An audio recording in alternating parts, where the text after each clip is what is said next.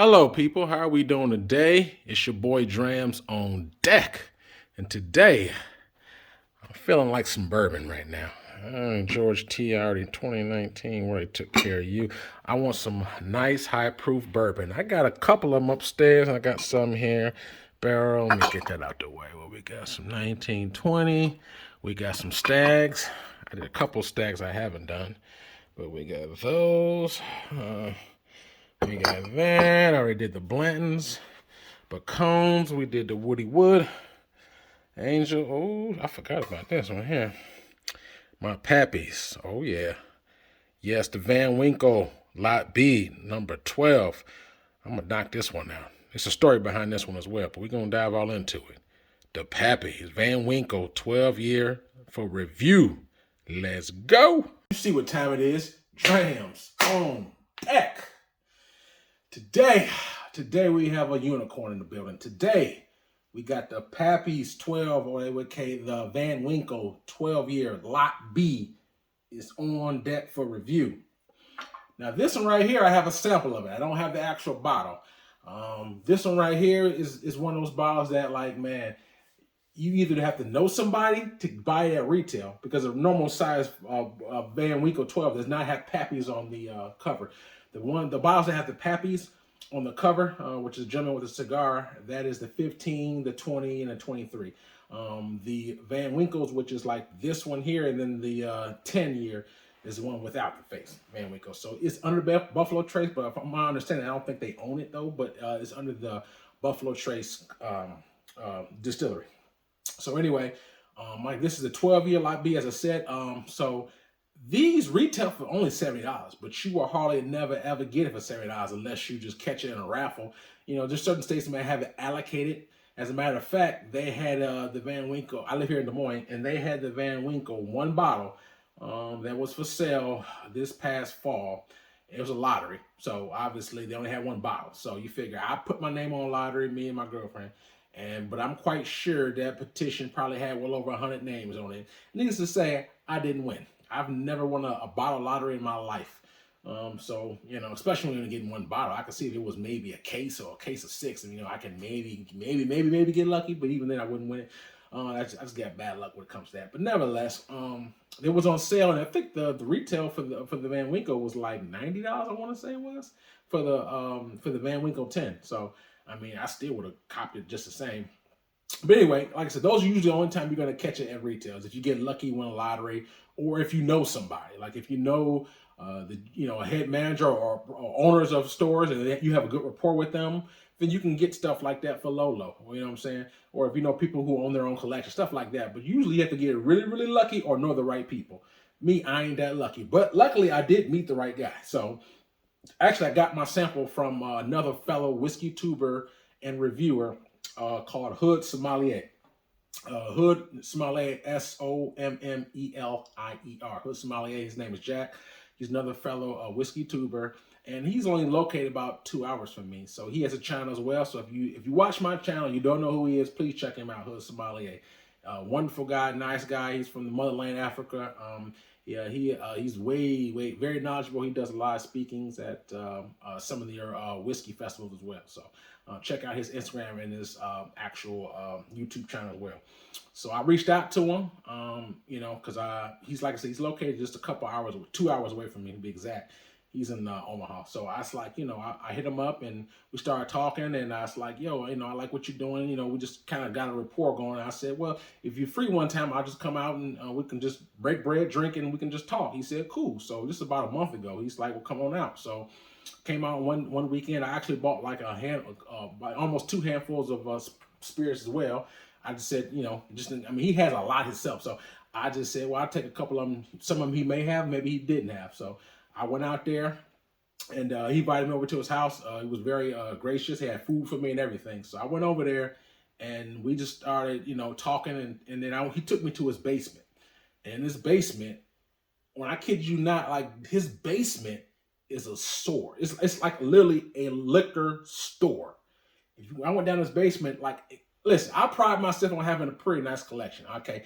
So out of all the people I know personally, I have the best collection of whiskey of anybody that I personally know and seen with my own 2 eyes until I went to his house.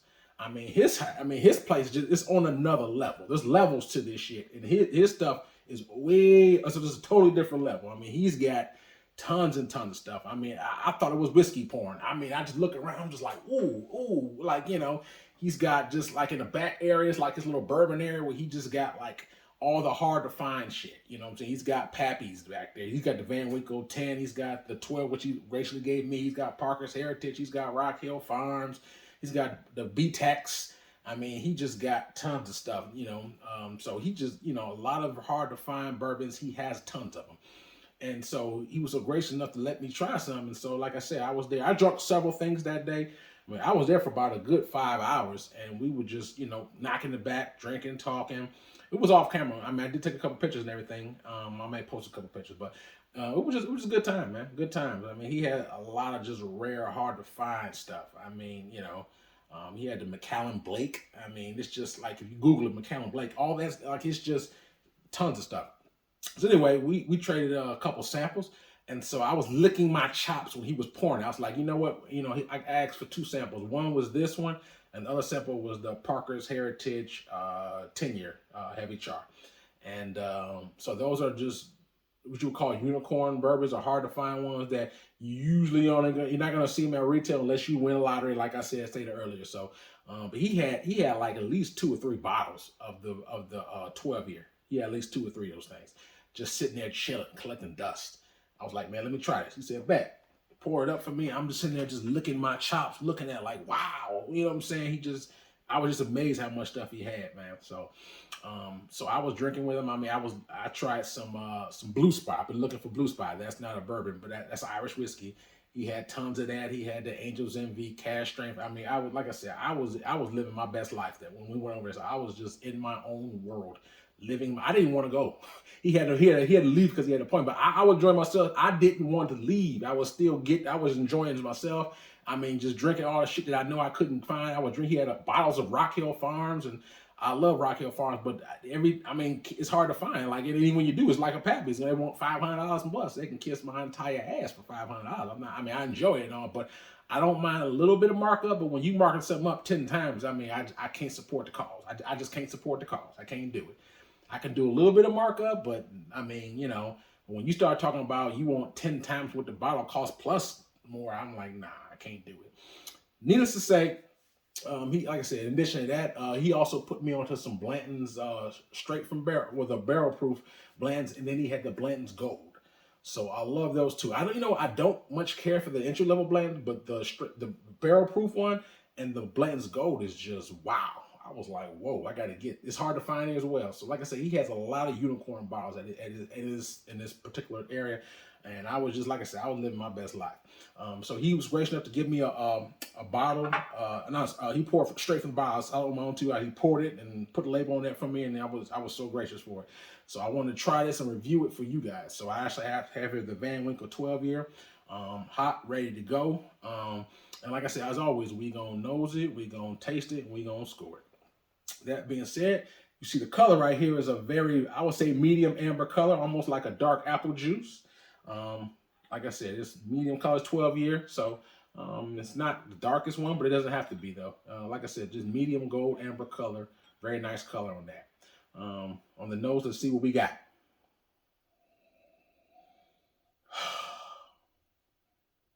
Damn, right off the bat, you get a lot of honey and vanilla, which are very simple bourbon notes, but then I'm getting like a kind of like an oatmeal smell as well to it, like some butterscotch. It's been a very nice, pleasant smell to it. Sweet oak, butterscotch, vanilla, honey, very nice.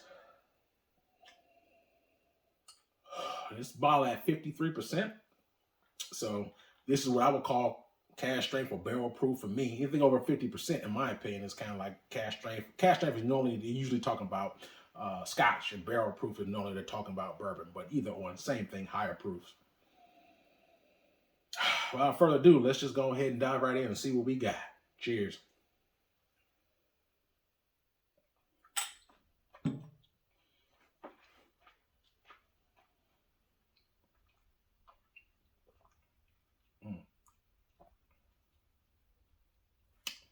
I gotta put my pinky in there with that one. I'm drinking Pappy's 12 or Van Winkle 12, so I gotta put my pinky in there out so I can feel a little bougie when I'm sipping it. Wow. As always, I like to take the first sip. My palate gets acclimated to the alcohol, to the heat, to the spirit. The second sip is really gonna saturate it for me. I can really dive deep into these notes for you. That being said, one more quick sip, and I'll give you some notes.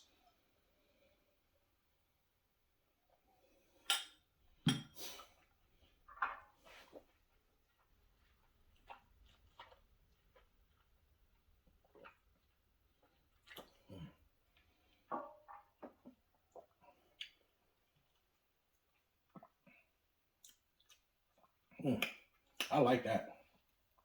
I like that. It's a wheat bourbon. I think it's mostly corn, and then like 70% corn. The rest is like wheat. So it's a wheated bourbon, and usually what they say, wheated bourbons are more sweeter ones. So sort of like how Weller's, for example, is another wheated bourbon, is known for sweetness. So this one right here, I like it. As like I said, a very, very nice high on vanilla. It's a nice little honey, sweet oat, like graham cracker. It's almost like a cereal note on there. Like a nice, like honey bunches of oats. That's what I like. And it's in there. That vanilla and that honey is just popping on here. I really like it. It's high proof. I like that it's a higher proof too, because it kind of lingers a little bit. I enjoy that as well. Very good. I like it. It's very, very good. I really enjoy the high proof. I like the sweetness to it from the wheat. You know, the wheat bourbon, like I said, that vanilla honey is a very, for me on my palate, they're in the forefront with the flavor profile. Then you get, like I said, a little honeycomb, a little cereal note in the background, sweet oat, good stuff. Very good stuff. You know, I swirl it around, and to me, the flavors are consistent from front to end. So even when on the finish, I get the same flavors all throughout. I downed this over a minute ago, and I still get just a little bit of I say medium long finish to it for me. I still feel a little of the remnants of the heat, but it's good though. It didn't burn me because I guess I'm a high proof guy. So, but if you're someone who's not used to high proof, it may be hot for you. So just know that everyone's palate is not the same. Some people may be more sensitive to hotter or higher proof things. Some people more sensitive to certain notes. So that's just what my palate likes. It likes higher proof notes. So if not a high proofer, you may want a little bit more water. I'm not going to put water in it just because I have a small sample and I don't really want to saturate it with water. But just know that if it is hot for you, you feel free to water it to your particular taste profile for whatever is comfortable for you. But that being said, very good dram. I wouldn't say it's the super most sophisticated dram of bourbon I've had, but it is very good at what it do. It has some complexity, not the most though, but I do like it though, really do. I'm gonna take one more last sip and then I'm gonna give you my final thoughts and score.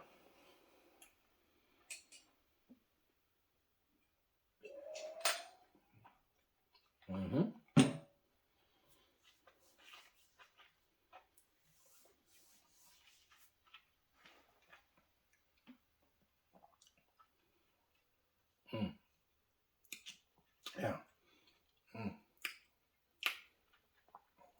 It's good. That's it. Like vanilla, honey, it's right in the forefront. Cereal, sweet oat, good stuff. Very good stuff. Almost have like a graham cracker, kind of a small taste to it as well on the finish. Cinnamon, nutmeg, nice little spice on it, like sweet spice. Not like a pepper spice, but like a small sweet spice to go with it.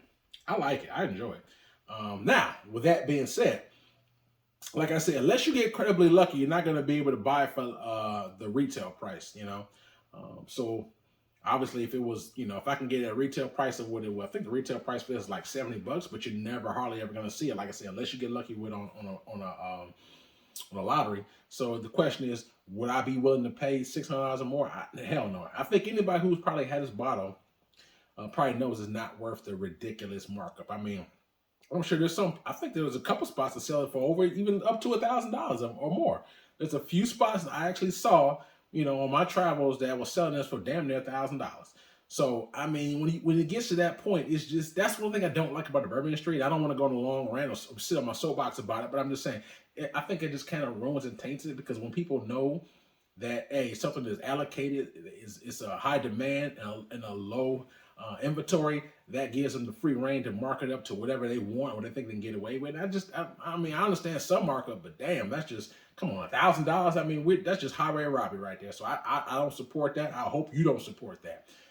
But so if I had to pay, $600, $700, $800 enough for this, hell no. I mean, it's good, but it damn sure ain't that good. I don't think I've had anything that was worth $1,000. Me personally, I've reviewed a couple bottles that, in my opinion, was a 10, but that's just my opinion. Now, there's some people who, like I said, even $1,000 is nothing to them. Now there's some people who got it like that, high rollers. Hey, if you got it like that, I can't tell you what to do with your money. If you want to do it, if you would spend $1,000 and you can afford it, by all means, be sure to invite me over. You know what I'm saying too. But what I'm saying, for me, damn good drug. If you could get this at retail, like I said, if you get extremely lucky, or the right people, absolutely, all day long, I'll buy it at $70. Absolutely. But that's gonna be, like I said, few and far between if you can get it for that. So, but yeah, good stuff. Lot B, Van Winkle 12. My man Hood Sommelier Jack was gracious enough to give me a sample of this. I saw him pour it straight from the bottle, and I didn't want him to stop pouring. I was like, damn, can you get, I didn't want to wear out my welcome. I was like, damn, can you get another sample? You know what I'm saying? But I was really happy. I was in my zone. I was just, yeah, like I said, if you can't tell, good spirits, good whiskey really gets me excited. I just get all excited and get it like that. I don't know. It just excites me for some reason. You got to forgive me at times. But anyway, I'm high energy. I just really enjoyed it. Like I said, good stuff. I enjoyed it. So if you ever had the Van Winkle 12 Lot B, let me know your thoughts. Let me know your opinions of it. Some people say it's just, I've heard, not directly, but in review, I see some other reviews where people say that, hey, it's not sophisticated enough for them, and it doesn't warrant the price. And in some instances, if you're talking about the second market price, absolutely not. It doesn't warrant that. But if I could just, let's suppose I could just find this on a shelf for $70, it would get my $70 all day. I mean, I really would. I mean, I like Bookers as well. Bookers go for $70 or more. I think it's on level with some Bookers. Some Bookers I think I like better than this, and some I don't. But I'm just using that for example. I think it definitely, I would pay $70 if I could get it for that, which it's not going to happen. But that, being said, like I said, good stuff. To me, if I had to rate this 1 out of 10, 10 being the best for me, Drams on deck, and I'm rating this on the bourbon scale. Okay, so if I'm putting this against, any bourbons that 10-year plus or 12 years, I'm not rating against tequila, cognacs, or scotches, but just on the bourbon scale, 1 to 10, 10 being the best, I give this a solid 8.75 out of a 10. That's a very good score. I give this an 8.75 out of a 10 for me, Drams on deck.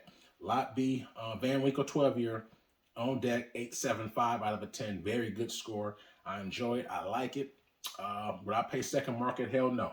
Now, just using this for example, if I could find this for, we'll say, even $180, $100 more. So if I could sell this for $170, I'll probably even buy it for $1. It's not worth it if we just talking about price, but because it's so rare and it's just so hard to get, and then, what I'm saying, which you're not going to find it for that, I would probably, so something I would pay markup to a certain extent, but when you start going 10 or 20 times markup, that's when you're doing too much. You're doing way too much.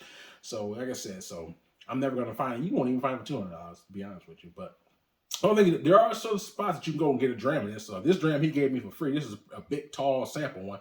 But you can get, like if I went to like a high-end steakhouse, there's some steakhouses that do have the Van Winkle 12. I think the cheapest I've seen is like $100 a shot that I can recall. It was like if it wasn't $100, it was close to. It was like $80, $90, for a shot. So usually if you talking about a shot, we talking about $100 shots for stuff like this. So. Like I said, my guy hooked me up. So anyway, that's just my take on it. Overpriced, but as far as on the second market, but pretty good, pretty good. I enjoy it. Hope you enjoyed it. If you got any questions about it, please hit me up. Let me know your opinions of any of the Van Winkle collection, whether it be the 10, 12, 15, etc., etc. I actually once upon a time, I think it was about 3 months ago at a local store here. Guy who owns the store, he gave me a small, he didn't tell me what it was until actually after I sipped it, but he gave me a very small sample of the Van Winkle 15-year. I like this more than the 15-year. I think the 15-year was a little bit more oaky, not quite as balanced for me, but this one and the 15 is the only ones I've tried. This is better than the 15. And most people say the 20 is just too dry oaky. That's what they say. I've never had it. I heard people say pretty much the younger ones, which is 10 and the 12, are the best ones. That's what they say. So I think after it gets to be 15 and up, sometimes for certain bourbons, it just doesn't come out right. That's, like I said, so that's what that's hearsay. That's not coming strictly from me, because like I said, I've only had this and a small sample of the 15. So anyway, let me know your opinions, your thoughts about your experience with them, prices you paid, people you know who have it, etc., etc. I like interacting with you guys. It makes it fun. Let me know your experiences, your thoughts, what prices you pay. I'm kind of curious to know if anybody has paid some sick, ridiculous, out of control prices for this particular line. Because like I said, this is pretty much, one of those unicorn bottles that people stand in line overnight to get. It comes in the bag of some. I mean, there's some people, if you can buy it for retail. I saw a couple years ago, it was one liquor store, it was in Alabama. And it was on the news, like on YouTube. And there was people who literally was camping out a whole day before just to stand in line to get it for retail. Same way people used to do back in the day, and it still might with Jordans. Certain Jordan releases, they would come out and they'd camp out with a tent in their chair the night before. That's what they did for this Pappy stuff. So this stuff right here for people is just like, they would go crazy for certain this because it's so hard to get. But be that as it may, if you like this review, please like, subscribe, hit the like button. Like and subscribe for free, y'all. Also have an Instagram page. Please check that out. I got some reviews and some pictures of my collection that's in there. I also have a Cash App Patreon if you do choose support. I really appreciate your time. Stay safe out there, y'all. Signing out. More heat on deck. Drams on deck. Holla.